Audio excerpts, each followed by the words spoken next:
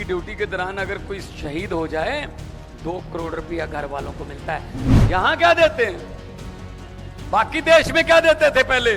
विधवा को, शहीद की विधवा को सिलाई मशीन, तालियां। बताओ, सिलाई मशीन, क्या मजाक नहीं है ये?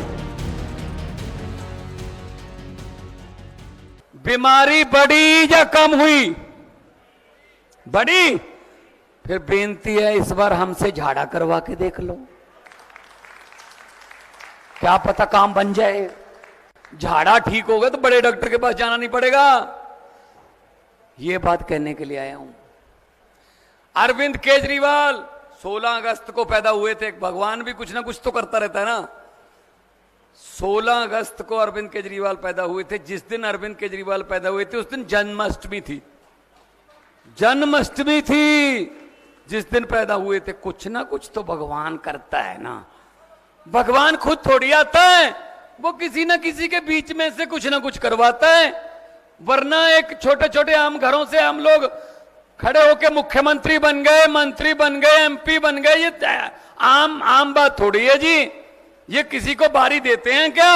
इन्हीं के बेटे, इन्हीं के पोते, इन्हीं के भतीजे, इन्हीं के साले, इन्हीं के जीजे, यही खत्म नहीं होते।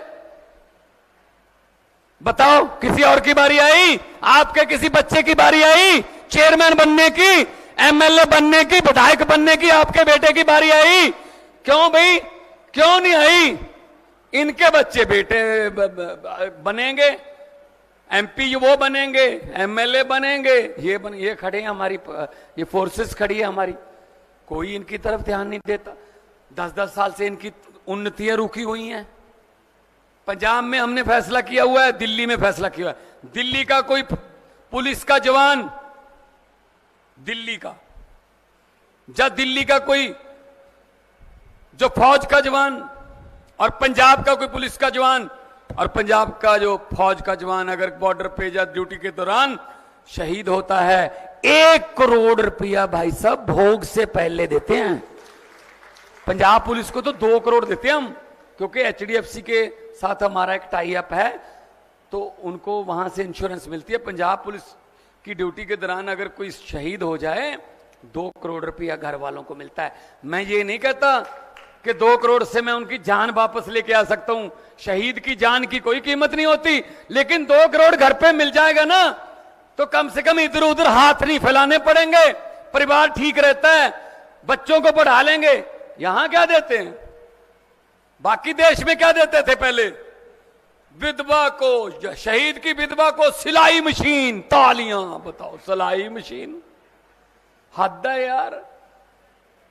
दिन रात नौकरी करते हैं, हमारी राखी करते हैं, चाहे सड़कों पर चाहे सरहदों पर, और उनके मरने के बाद शहीद की विधवा को सिलाई मशीन, क्या मजाक नहीं है ये? तो भाई साहब आओ, निकल के आओ, बाहर आओ।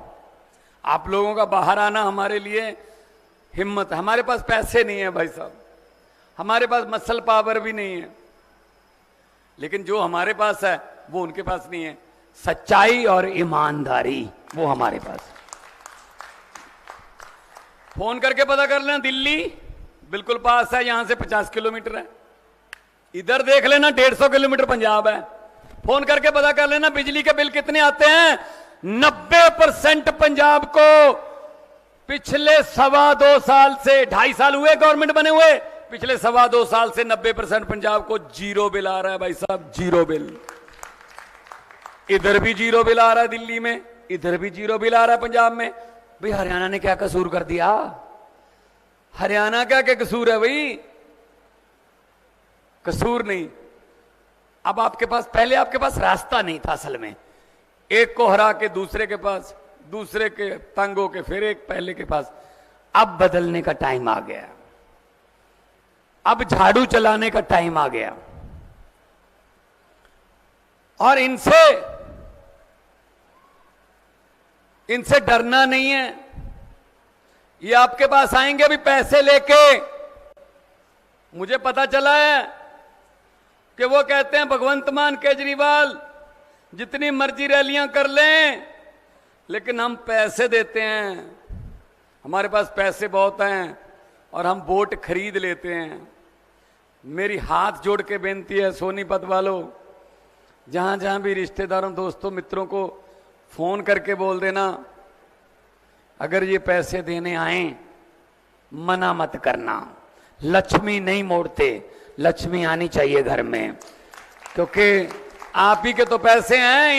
इनने कौन सा नरमा बीजा है, पैसे तो आप ही के हैं, बस आपने एक काम करना है, ऐसे करके हाँ, और इलेक्शन वाले दिन झाड़ू वाला बटन दबा के हाँ, जो समझ गए वो ताली बजा दो, बाकियों को माफ है।